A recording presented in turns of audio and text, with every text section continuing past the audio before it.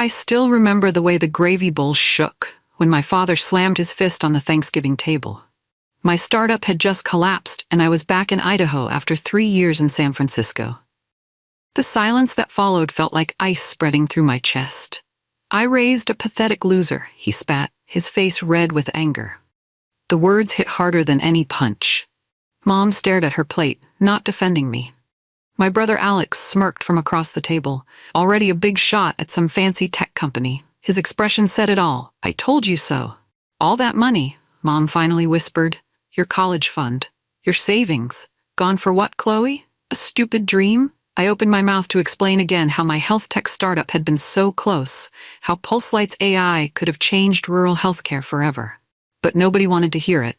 Not anymore. Even Jake, my fiancé, shifted uncomfortably beside me. His hand had slipped from mine when Dad started yelling. Now he was texting someone under the table, probably embarrassed to be sitting next to Silicon Valley's newest failure. "Well," Mom said, passing the mashed potatoes with a tight smile, "my friend's daughter manages the grocery store. I'm sure she could use holiday help." That's when I knew how far I'd fallen in their eyes. "You want to see why your precious startup failed?" Alex's voice sliced through the awkward silence of dessert. He pulled out his phone, holding it up like evidence in a murder trial. "Look at what your investors were saying." He passed his phone around. Screenshots of emails from my investors calling me naive, inexperienced, and in over her head. My face burned as Mom and Dad leaned in to read, their expressions moving from shock to disappointment. "This is just sad," Dad muttered, shaking his head. "And here's my favorite." Alex continued, swiping to another message. "The one where your lead investor says they dodged a bullet when your prototype failed." I reached for the phone, but he pulled it back, grinning. "Wait, there's more." That's when I saw it, a group text with my family members. And Jake. They'd been talking about me for weeks, sharing articles about my failure, making jokes. "Is this entertaining for you?" I asked, my voice cracking. "Oh, come on," Alex laughed. "If you can't laugh at yourself." I glanced at Jake, expecting support. Instead, I saw him hiding a smile, his eyes fixed on his plate. In the chat, he'd sent a laughing emoji at a particularly cruel joke about me. My stomach twisted into knots. These weren't just strangers tearing me apart. This was my family, my fiancé, the people who were supposed to catch me when I fell. 3 days after Thanksgiving, Jake stood in the doorway of our apartment, suitcase in hand. I'd been sleeping on the couch since the dinner, too hurt to share our bed. "I can't do this anymore, Chloe," he said flatly. "I didn't sign up for a broke girlfriend." I stared at him, this man who'd promised to love me through better or worse just 8 months earlier when he proposed. 3 years together, and that's it? "You're bailing the second things get tough?" He had the nerve to look annoyed. "Things have been tough for months. Your startup was drowning, and you kept throwing good money after bad." "That was our decision," I reminded him. "You said you believed in PulseLight." "I believed in the Chloe who made 6 figures at Telmax," he shot back. "Not this, whatever you are now." As he turned to leave, his phone lit up with a text. The name flashed just long enough for me to see. Marissa, my former co-founder, the one I'd fired for cutting corners on patient safety protocols. "Are you serious?" My voice was barely a whisper. He didn't even look guilty, just shrugged and said, "Life moves on, Chloe. Maybe you should too." The door closed behind him. 2 weeks later, the eviction notice came. I couldn't make rent without his income. I had nowhere to go except back home to Idaho. I was broke, heartbroken, and utterly alone, just until you stop embarrassing us. That's what Mom said as she showed me to my childhood bedroom, now converted into a crafting space. A narrow twin bed had been squeezed between boxes of fabric and old scrapbooks. At 30, I was sleeping under posters of boy bands I'd liked at 15. Each morning, Dad made a point of rustling his newspaper loudly when I came downstairs. "Job hunting today?" he'd ask without looking up. "Yes," I'd answer, though nobody was hiring for tech positions in our small town.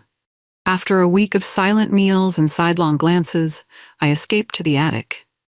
Among dusty Christmas decorations and forgotten toys, I found a box labeled Chloe's College Stuff. Inside was my old laptop, the one I'd used to code the first version of PulseLight.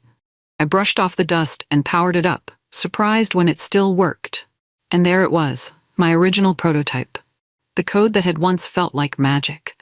The program that had convinced investors to give me millions. Now it looked broken and incomplete, riddled with vulnerabilities I hadn't seen before. I traced my fingers over the keyboard, remembering the nights I'd stayed up coding, convinced I was building something that would change lives. How naive I'd been. But something stirred in me as I scrolled through the code, a tiny spark that hadn't quite died. Maybe I could fix this. Maybe I could make it work. She's got a degree from Stanford, and now she's stocking shelves, my father said loudly to our neighbor, Mr. Peterson. They stood near the hammers at Wilson's Hardware, where I'd been working for 3 weeks. I pretended not to hear as I arranged the display of power tools. The red vest they made me wear had Chloe Associates stitched on it, a daily reminder of how far I'd fallen. The job paid minimum wage, but it kept me busy during the day. At night, I worked on my code. Hour after hour in the garage, wrapped in blankets against the Idaho winter, I rebuilt PulseLight from scratch. No investors, no pressure. Just me and the problem I'd always wanted to solve. One Tuesday afternoon, a customer approached me in the garden section. "My kid's got these weird spots and a fever," he said, showing me a picture on his phone. "You know anything about plants that might cause a rash?" I glanced at the photo and froze. The pattern was distinctive, not a plant rash at all. "Sir, has your daughter been tired lately? Complaining about joint pain?" He looked startled. "Yeah, how'd you know?" I pulled out my phone, opened the rebuilt PulseLight diagnostic tool, and input the symptoms. The algorithm ran instantly. 89% probability of juvenile rheumatoid arthritis. "You need to take her to a doctor," I said urgently. "Today." "Who exactly are you to diagnose my daughter?"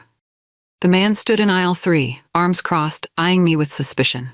His name was David Reynolds, I'd learned, and he wasn't happy that the hardware girl was giving medical advice. "I'm not diagnosing her," I explained carefully. "But these symptoms together, they need medical attention, soon." "Well, thanks, but we've already seen a doctor. They said it's just a virus."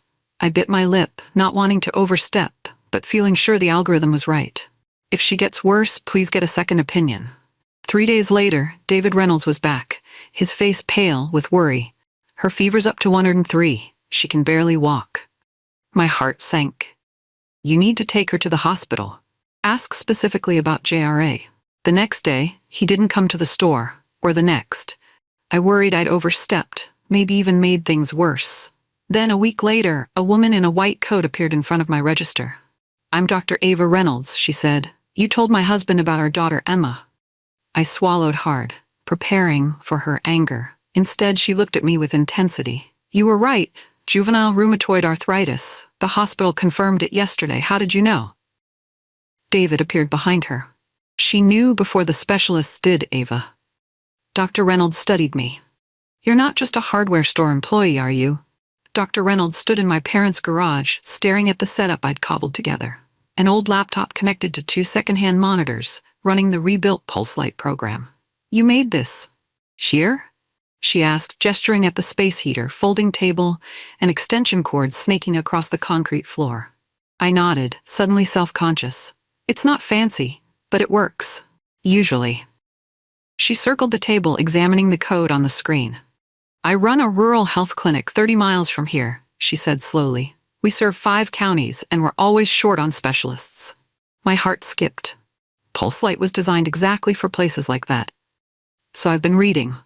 She pulled out a printed article about my failed startup. "What happened?" I gave her the short version.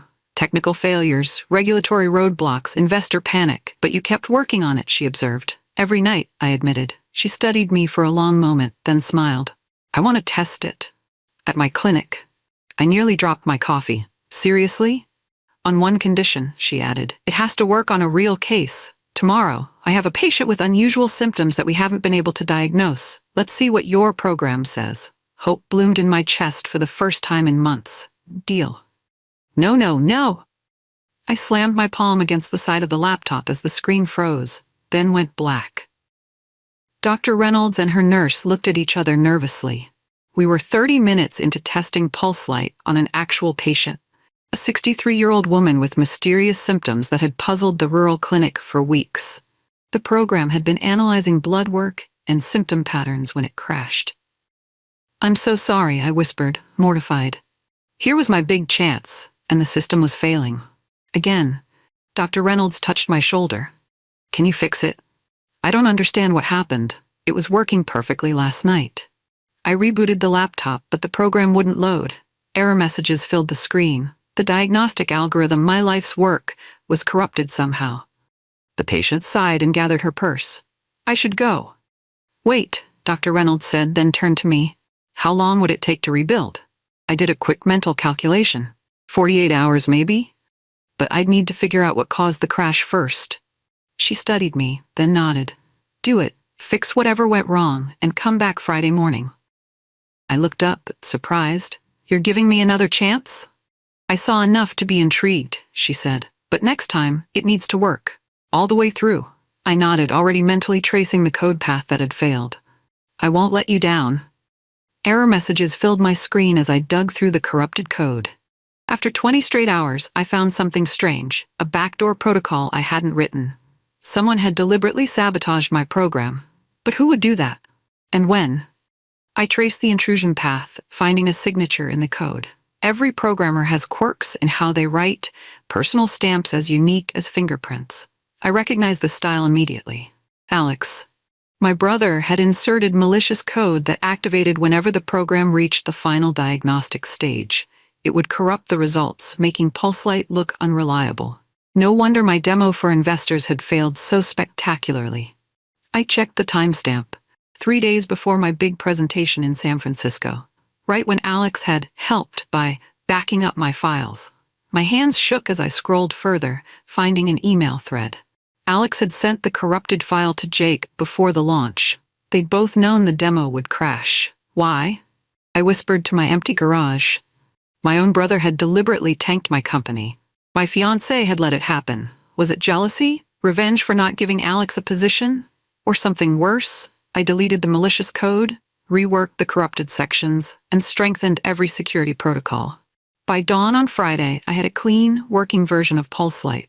This time, no one would sabotage my second chance. Silence filled the exam room as PulseLight processed the last set of symptoms. The same patient from 2 days ago watched anxiously, along with Dr. Reynolds and 2 nurses. The screen flashed green, diagnostic complete. PulseLight had identified a rare autoimmune disorder, one that matched all her symptoms but was easily overlooked because of its similarity to more common conditions. That's... Dr. Reynolds stared at the screen. That actually makes perfect sense. She turned to the patient. We need to run one more blood test to confirm, but this could explain everything you've been experiencing. The woman's eyes filled with tears. After 3 years of being told it's all in my head? Dr. Reynolds squeezed her hand, then looked at me. This could change everything for us, Chloe. For rural healthcare everywhere.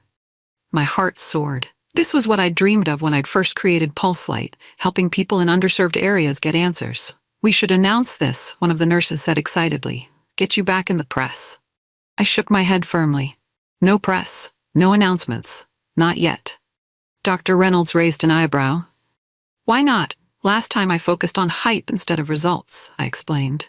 This time we collect data. We help real patients. We build proof that no one can argue with. She smiled slowly. I like how you think. For the first time in months, I felt like myself again. The real Chloe Maddox was back. The rejection letter arrived 6 weeks after I'd submitted my application to the Rural Health Innovation Grant. By then, PulseLight had successfully diagnosed 23 cases at Dr. Reynolds' clinic, including 3 that had previously stumped specialists. I tore open the envelope, confident that our data would speak for itself. Dear Miss Maddox, we regret to inform you that your application has not been selected for funding. No explanation. No feedback. Just rejection. Dr. Reynolds frowned when I showed her the letter. This doesn't make sense. Your results are extraordinary. That night, I received an anonymous email from someone on the grant committee. Check who's on the board. I searched the committee members online and froze when I saw the name. Uncle Rick. My father's brother, who'd always treated me with a kind of amused condescension. But that wasn't all. Further research revealed Uncle Rick had recently invested in Metascan, a startup creating diagnostic AI suspiciously similar to PulseLight. I slumped back in my chair, the pieces falling into place. First Alex and Jake, now Uncle Rick. My own family was systematically working to ensure PulseLight failed. Why did they want me to fail so badly? I printed the grant committee list and Metascan's investor page, pinning them to my garage wall. If playing fair wouldn't work, I needed a new strategy. They thought I was just a pathetic loser who would give up. They were about to learn how wrong they were. You were sabotaged. I have proof. The voice on the phone belonged to Zach Torres, a junior staffer at the Rural Health Foundation. We'd met briefly when I'd submitted my grant application. Uncle Rick blocked your application, he continued. He never even let the committee review your data. Why are you telling me this? I asked. Because what you're doing could help people like my mom, he said. She lives in a town with one doctor. She had to drive 4 hours to get properly diagnosed with lupus. I paced my garage, anger and determination building. So what now?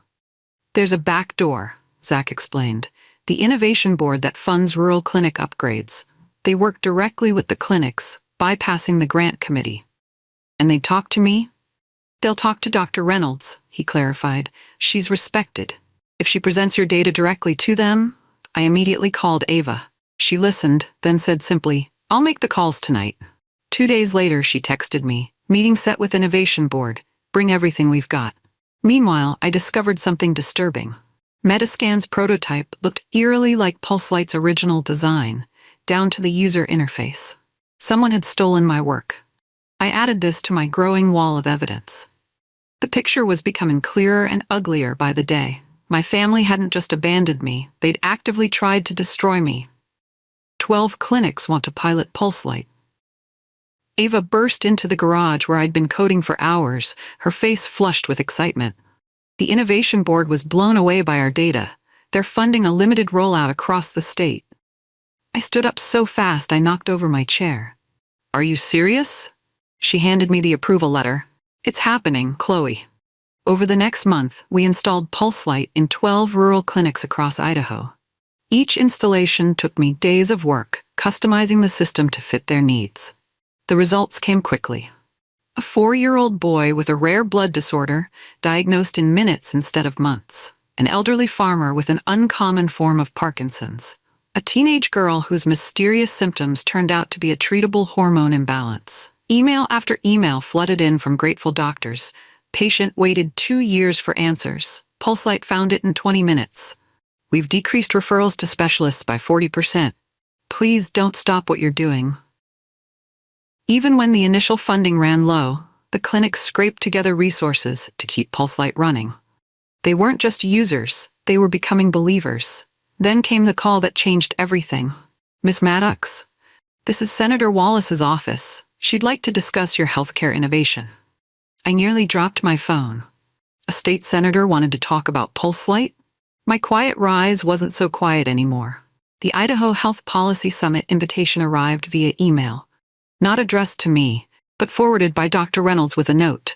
They want me to present innovative rural healthcare solutions. I said I'd only do it if you could come. I scanned the agenda. No mention of PulseLight or my name. Just a vague panel on technology in rural medicine where Ava would speak.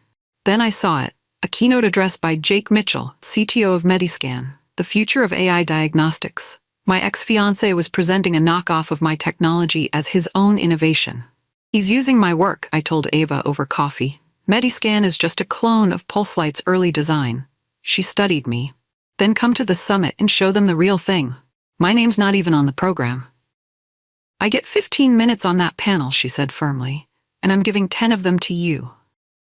The summit was in 2 weeks. If I went, I'd be directly challenging Jake and, by extension, the investors who'd backed him, including my uncle. If I stayed away, I'd be letting them win.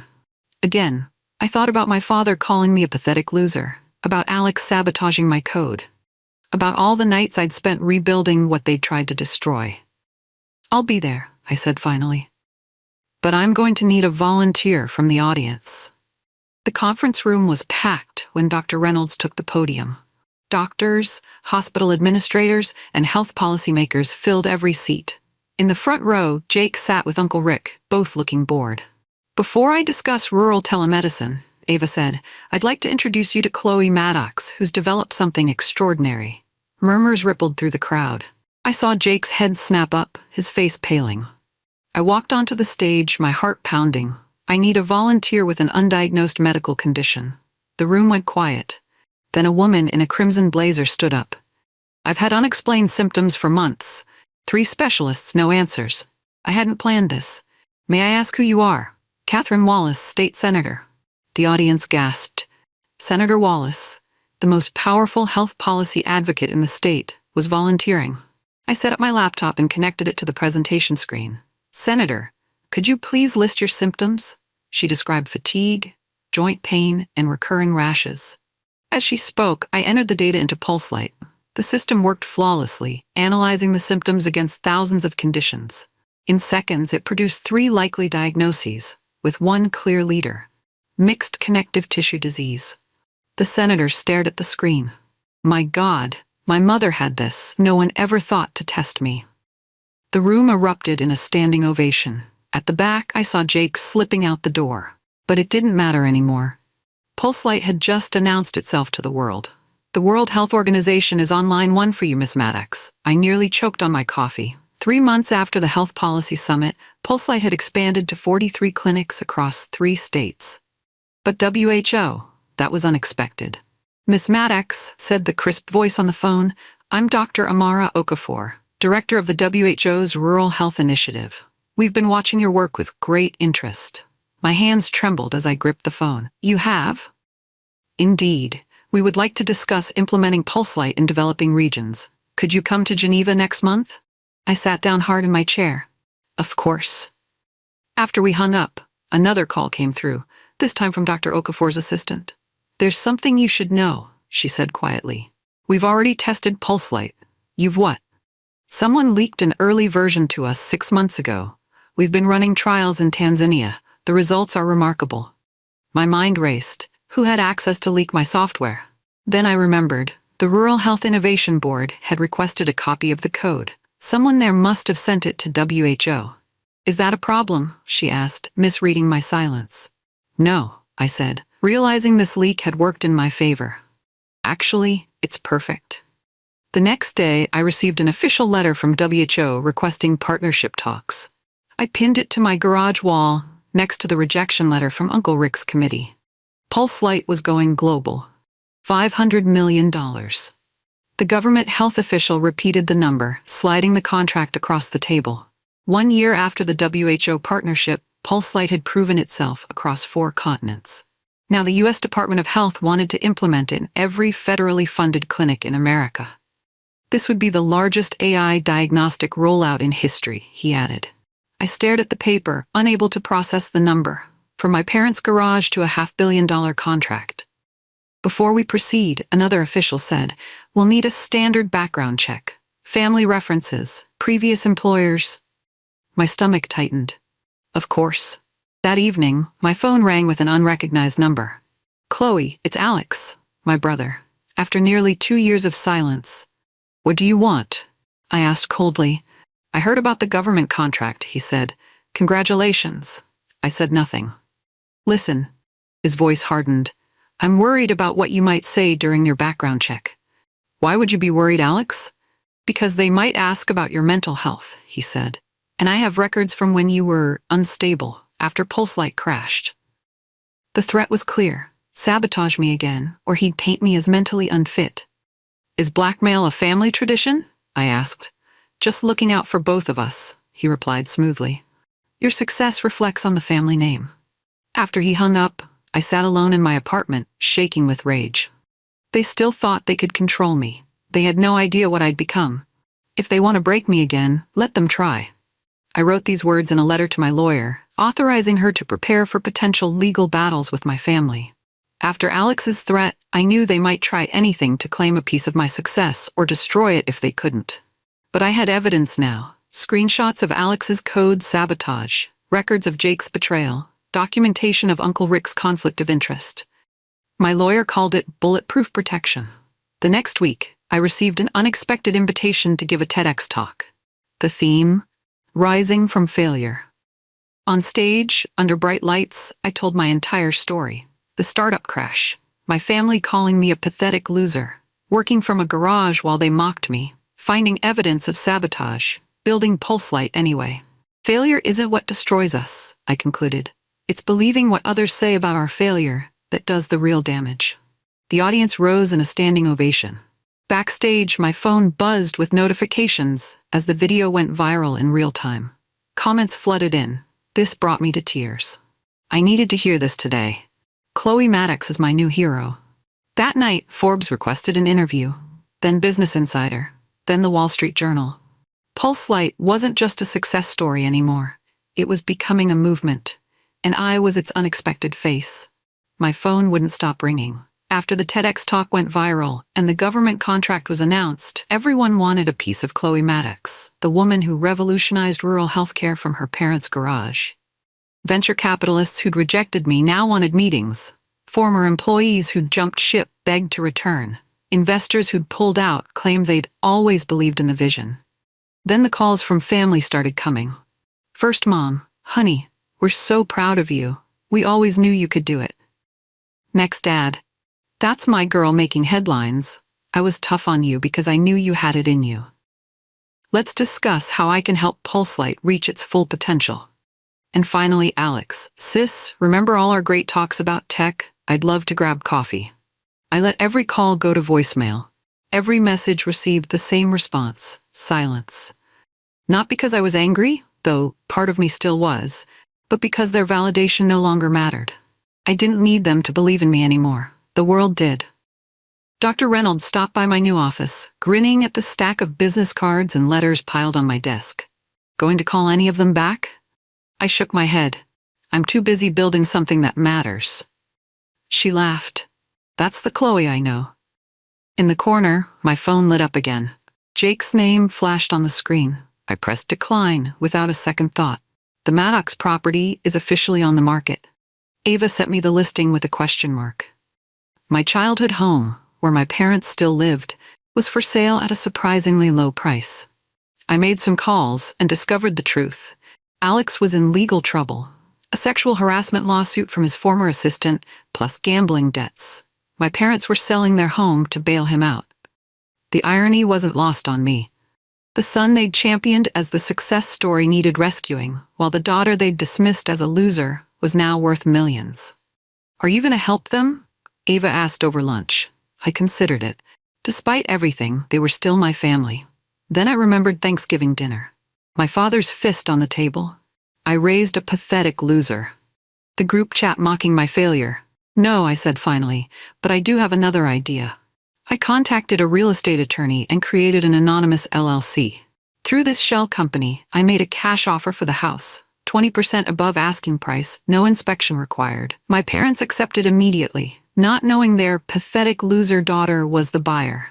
The paperwork went through quickly.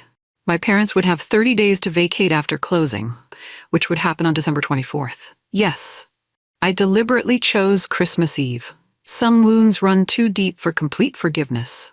Sometimes, justice needs to be served cold. On Christmas morning, my parents opened a special delivery package.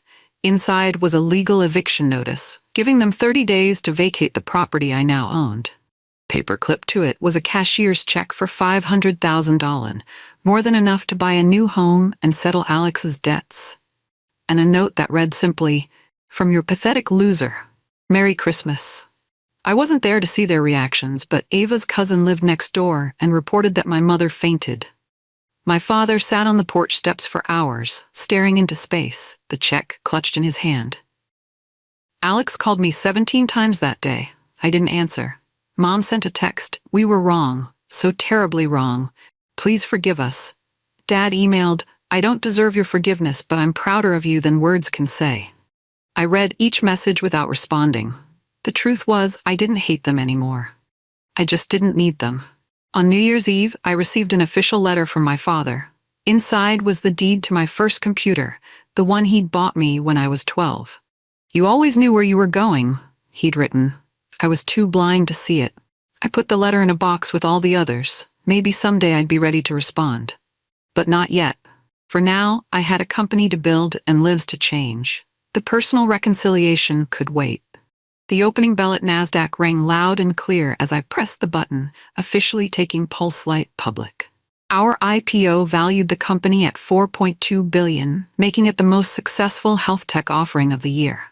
Cameras flashed, reporters shouted questions, the stock ticker scrolled our symbol across the gigantic screen in Times Square. 3 days later, I sat across from Oprah Winfrey, discussing Pulse-Light's journey for her podcast. When everyone said it couldn't be done, she said, leaning forward, "What kept you going?" I thought about the real answer: spite, determination, and the burning need to prove my family wrong. But that wasn't the whole truth anymore. I believed in the problem more than I believed in the obstacles, I replied. Rural healthcare needs solutions. That truth was bigger than my failure. The next week, Forbes put me on their cover. The Comeback Queen: How Chloe Maddox Built a Billion-Dollar Company from a Garage. The article mentioned my family only briefly, noting that personal challenges had forced Maddox to rebuild from scratch. I'd requested they minimize that part of the story. This wasn't about family drama anymore. When the board offered me the chairperson position, I accepted on one condition: that Pulse-Light would always prioritize impact over profit. They agreed unanimously. My parents sent flowers to the office.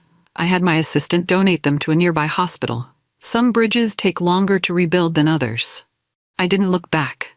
I built forward.